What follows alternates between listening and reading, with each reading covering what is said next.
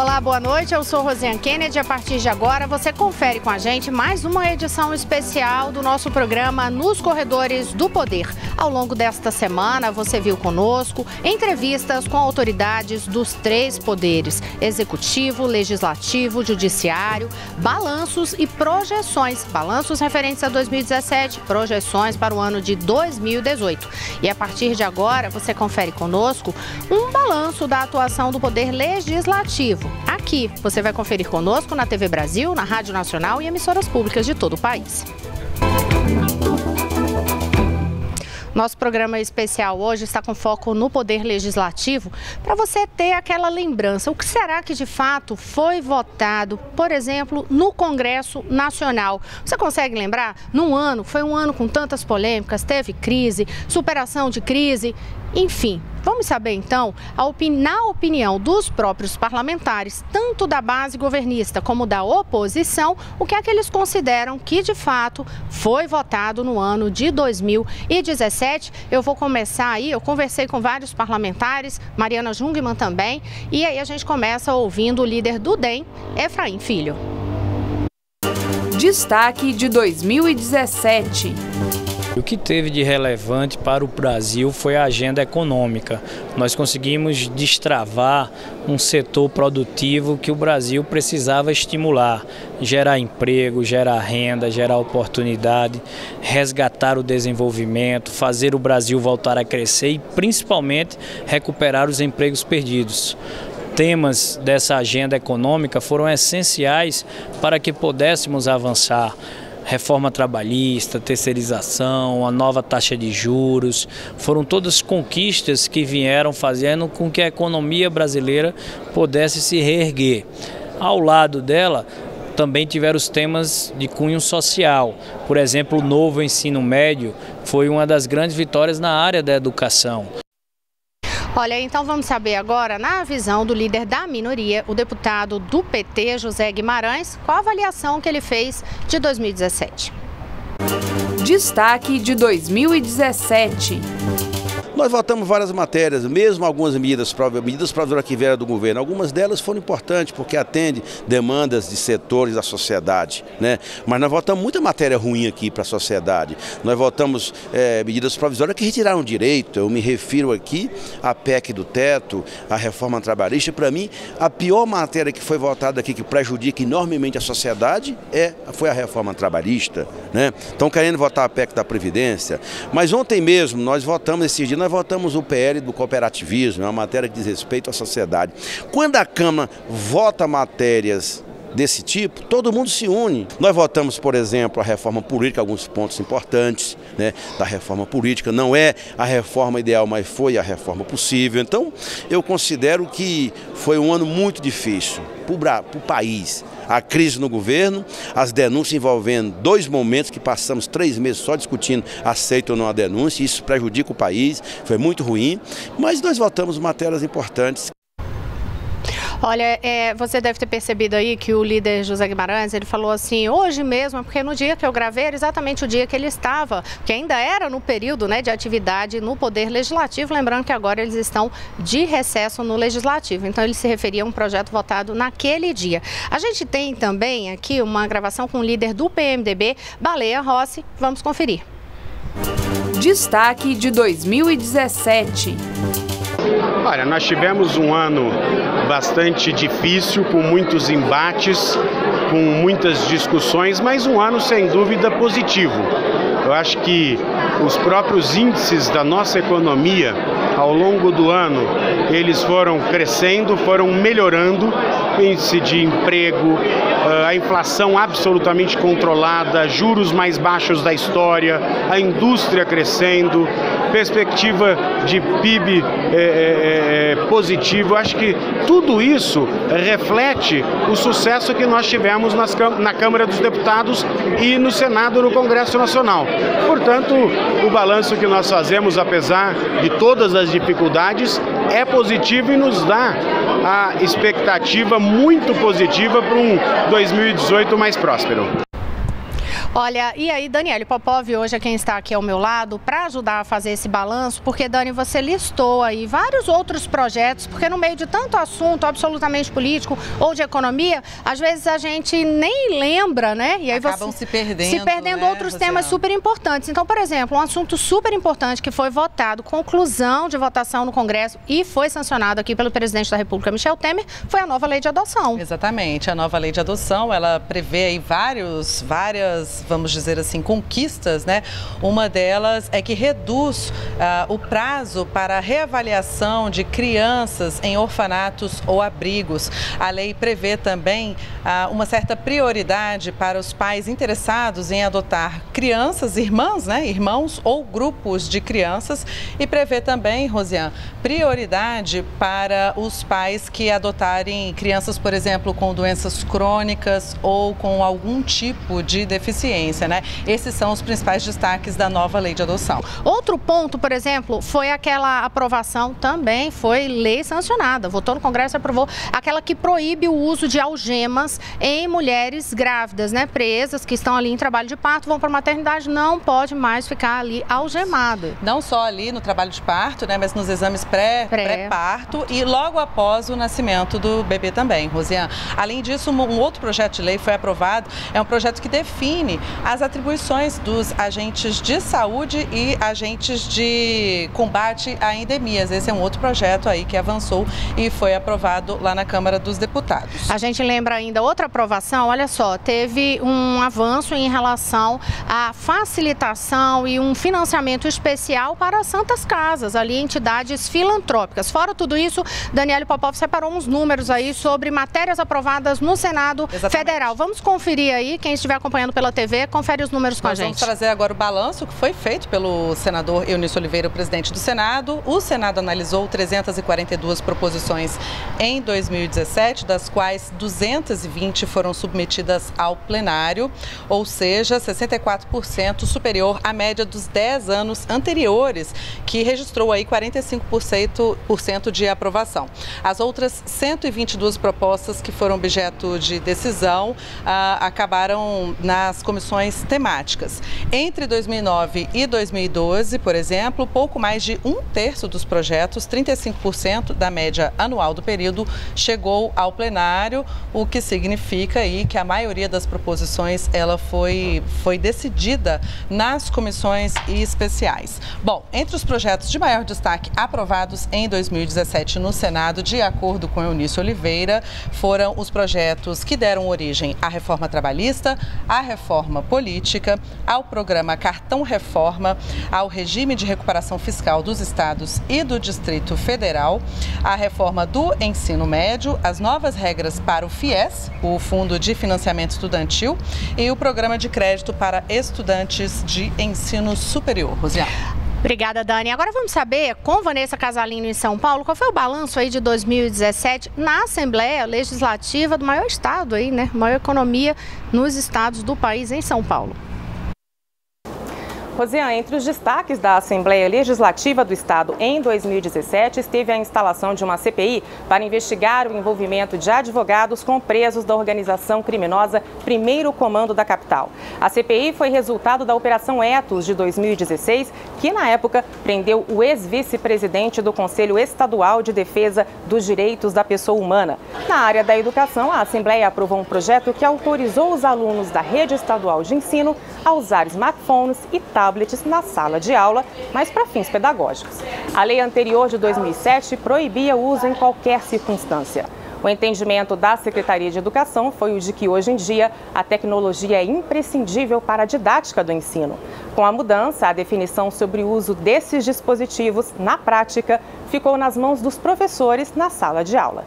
Também em 2017, a Assembleia foi obrigada pelo Superior Tribunal de Justiça a publicar na internet o salário dos funcionários da casa. Uma decisão anterior do TJ de São Paulo impedia essa divulgação. E foi dada em resposta a uma ação movida pela Associação dos Funcionários da Assembleia e Sindicato de Servidores. O argumento era de que a divulgação feria a intimidade desses servidores. Mas na decisão que autorizou a publicação, o STJ entendeu o contrário, que a publicidade é uma das formas de se concretizar a publicidade administrativa. Uma outra decisão dos deputados em 2017 desagradou muita gente. Um projeto de lei de autoria do governador Geraldo Alckmin, que facilitava sujar o nome dos devedores, foi aprovado na casa. A proposta mudou uma lei de 2015 que determinava que essa inclusão só poderia ser feita depois de uma comunicação por escrito ao consumidor com uma AR assinada, aquele aviso de recebimento. O novo projeto manteve a exigência do comunicado por escrito, mas dispensou a comprovação por meio da AR assinada. A nova lei dividiu opiniões e gerou polêmica. A Associação Comercial de São Paulo e o Serviço de Proteção ao Crédito afirmaram que a lei anterior gerava custos altos e favorecia o mal pagador.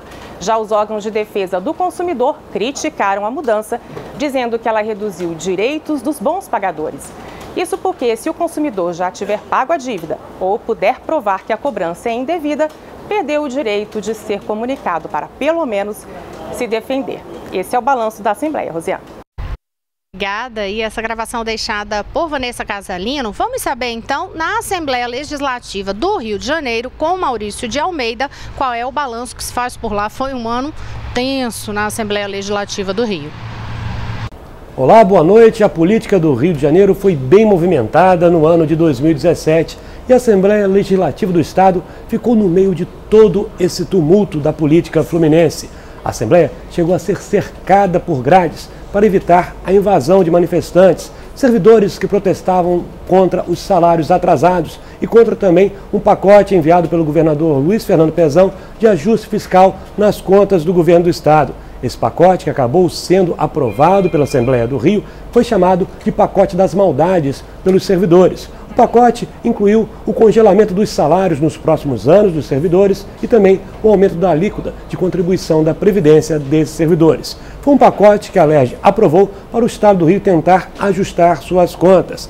Além disso, a Alerj aprovou as contas de Luiz Fernando Pezão do ano passado, contas que tinham sido rejeitadas pelo Tribunal de Contas do Estado do Rio de Janeiro, porque Pezão não cumpriu o pagamento mínimo para a saúde e para a educação, desrespeitando uma regra constitucional. Mas os deputados do Rio absolveram Pezão e as contas acabaram sendo aprovadas, diante de muitos protestos do lado de fora da Alerj, protestos que muitas vezes terminaram em confusão. Depois de todas essas aprovações, veio a notícia mais impactante na Assembleia. Foram presos o presidente da Assembleia, Jorge Pisciani, o ex-presidente deputado Paulo Melo e o deputado estadual Edson Albertassi. Os três foram acusados de recebimento de propina de empresários de ônibus aqui do Rio de Janeiro. Eles recebiam a propina e, em troca, aprovavam projetos que favoreciam as empresas de ônibus do Estado. Os três deputados chegaram a ser libertados pela Assembleia do Rio, mas o tribunal aqui do Rio de Janeiro, o Tribunal Regional Federal, acabou decretando novamente a prisão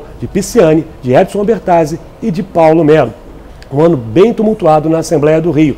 Já o prefeito Marcelo Crivella, vamos passar agora para o município do Rio de Janeiro, assumiu a prefeitura com um problema sério, a falta de arrecadação. Esse ano a prefeitura perdeu 4 bilhões de reais se comparado com o ano passado, 30% menos. A solução foi cortar recursos, cortar verbas destinadas para diversos programas, incluindo o Carnaval. Aí veio a polêmica. Marcelo Crivella reduziu a verba de propaganda para as escolas de samba do Grupo Especial do Rio e foi muito criticado. Mas, segundo a prefeitura, não tinham recursos. Por isso, foi necessário cortar. No fim do ano, a prefeitura lançou o projeto Rio de Janeiro a Janeiro, para incentivar o turismo. E logo no ano novo, esse projeto foi um sucesso. A cidade recebeu mais de 2 milhões de visitantes, que injetaram aqui no Rio de Janeiro 2 bilhões de reais no ano novo. A prefeitura aposta no turismo para retomar o ano de 2018 e voltar a crescer a economia do município. Turismo, aliás, tem a cara do Rio. Rosiane. Portanto, aí as informações de Maurício de Almeida. E aí, já que ele falou também da prefeitura, eu volto a conversar, na verdade eu volto a chamar uma outra gravação da Vanessa Casalino, porque ela também fez um balanço sobre a relação ali do Poder Legislativo com o prefeito de São Paulo, João Dória. No balanço do ano aqui de São Paulo, a gente destaca o primeiro ano da gestão do prefeito João Dória. O pacote de privatização avançou bastante e envolve tanto a venda de bens públicos como a concessão, que permite à iniciativa privada explorar um serviço. Nesse modelo de concessão, a Câmara Municipal deu aval para a entrega do estádio do Pacaembu à iniciativa privada. Foi a primeira grande vitória de João Dória nesse tema. A concessão do estádio tem duração de 35 anos e inclui as piscinas e as quadras poliesportivas. O Museu do Futebol ficou de fora. O texto autorizou ainda a volta dos shows ao estádio.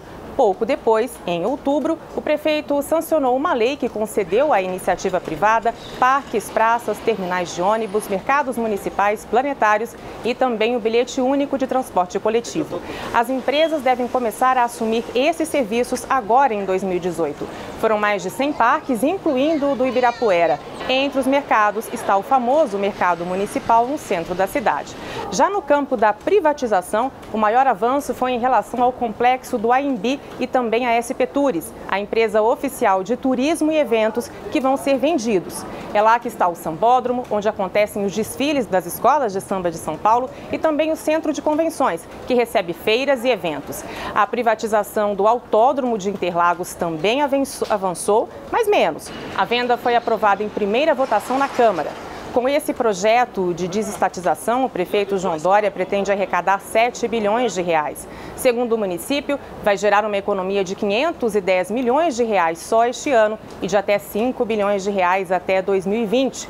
Mas esse primeiro ano do governo João Dória também foi marcado por polêmicas. A cobertura do grafite pelo cinza foi uma delas. Dória fez questão de apagar pessoalmente parte deles na Avenida 23 de Maio. Todos os murais foram definitivamente cobertos pela tinta cinza. Foi quando a guerra com os pichadores se acirrou. Dória aprovou na Câmara uma lei que endureceu a punição, multa de 5 a 10 mil reais. 5 meses depois, o muro da casa do prefeito apareceria pichado. Integrantes do movimento Brasil Livre resolveram o problema no mesmo dia. Cobriram a pichação com tinta branca. Rigor também foi uma das marcas do novo prefeito. Dória fixou uma multa de até R$ 400 para membros do governo que se atrasassem em eventos e reuniões. Soninha Francini foi uma delas e acabou demitida da pasta de assistência social pouco depois, mas porque, segundo o prefeito, não tinha mais o perfil. Com ela foram quatro secretários afastados em 8 meses de governo. A Cracolândia, no centro da cidade, também deu o que falar. Uma mega operação policial retirou os usuários de drogas de lá. Uma ação considerada truculenta e centrada na promessa do prefeito João Dória de acabar com a Cracolândia. Equipamentos para atendimento aos usuários foram instalados, símbolos de um novo programa, o Redenção, que previa a internação compulsória e punha fim aos braços abertos do prefeito anterior, Fernando Haddad. E já quase terminando o ano, a cidade de São Paulo teve de enfrentar a séria ameaça da febre amarela. Um macaco foi encontrado morto com suspeita de contaminação no horto florestal, na zona norte da cidade, dando início a uma série de ações preventivas. No meio de dezembro, já eram mais de 500 macacos mortos pela doença em todo o estado. Aqui na capital, 16 parques foram fechados como medida preventiva. A prefeitura intensificou a vacinação na zona norte da cidade e a meta ainda é vacinar mais de 2 milhões de pessoas. Rosiane. Obrigada, então, por esses balanços de Vanessa Casalino. E no próximo bloco você vai conferir com a gente uma entrevista exclusiva que eu fiz com o ministro da Secretaria de Governo, Carlos Marum. É daqui a pouquinho, a gente volta já.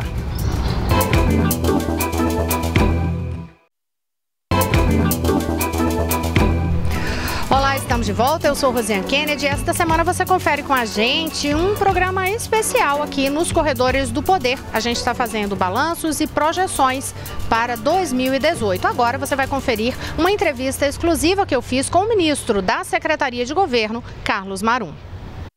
Ministro Marum, muito obrigada por conversar com a gente aqui no Palácio do Planalto. Em mais um dos dias que eu sei que sua tarde está muito movimentada. Aliás, tempo para o senhor deve estar cada vez mais escasso, né? Faz parte. Quando eu aceitei o convite do presidente para assumir a chefia da Secretaria de Governo, eu sabia que é uma atividade que demanda, uma função que demanda muito tempo, demanda muito diálogo, então nada surpreendente, tudo dentro do previsível. Mas realmente eu tenho sido meu trabalho aqui tem sido muito intenso, eu tenho saído bem tarde da noite, em todos os dias, chegado cedo, mas os resultados começam a ser notados. Eu nos vejo cada vez mais próximos de atingirmos, digamos, o número de votos suficientes e necessários para a aprovação da reforma da Previdência. O que é que muda, ministro, nesse início de ano em relação ao cenário de dezembro para ter essa confiança de que agora sim vai ser possível garantir voto suficiente na base? A grande mudança vem da sociedade. É cada vez maior o número de brasileiros que, se informando a respeito do que nós estamos propondo, passa a apoiar a reforma. O número daqueles que defendem que continuemos empurrando com a barriga, que defendem a continuação dos privilégios e por isso são contra a reforma da Previdência, hoje já é menor do que 50% da população. Todas as pesquisas já apontam que menos da metade dos brasileiros resistem a esta reforma. Por quê? Porque está havendo uma informação muito forte a respeito desse assunto. Então está acontecendo uma discussão na sociedade a respeito do assunto. Isto leva a maior informação e, em havendo informação, é natural que o apoio à reforma cresça. Eu até diria que se todos estivessem completamente informados a respeito desse assunto, nós teríamos ao nosso lado hoje praticamente 100% da população, ou seja, todos aqueles que efetivamente veem como importante o desenvolvimento do Brasil. Ano eleitoral. Em ano eleitoral dá para votar de fato um assunto tão polêmico e esse temor que sempre corre entre os parlamentares de será que isso vai me tirar voto, não vai tirar voto? A questão eleitoral torna ainda maior o desafio.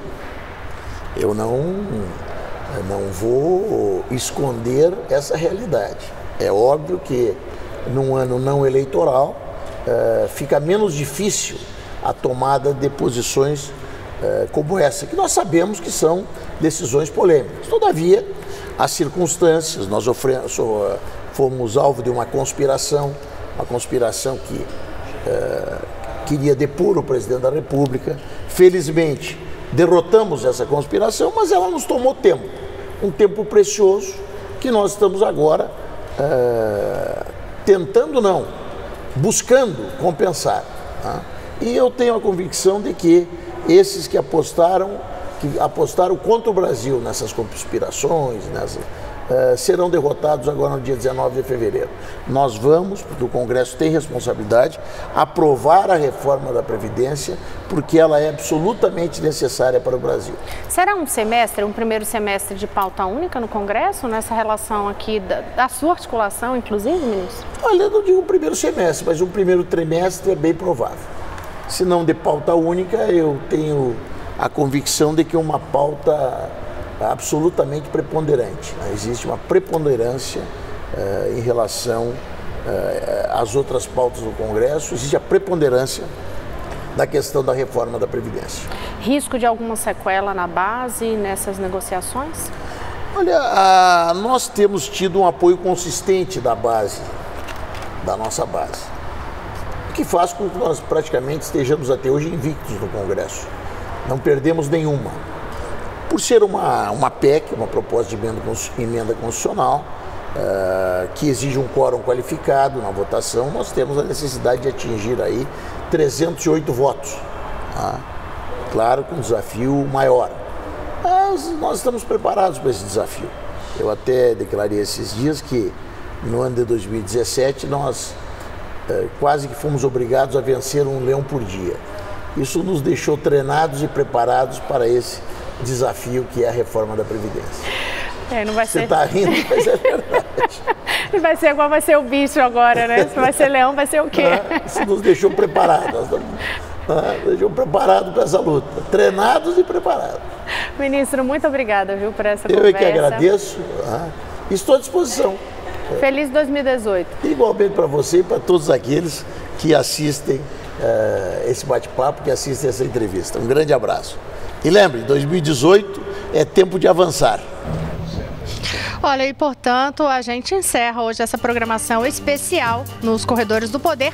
A partir de segunda-feira você está aqui de volta conosco com toda a equipe ao vivo, com a programação sempre com os bastidores e os destaques do que acontece no dia a dia. Boa noite, Dani. Boa noite a todos. Boa noite para você. Um ótimo 2018 para todos nós.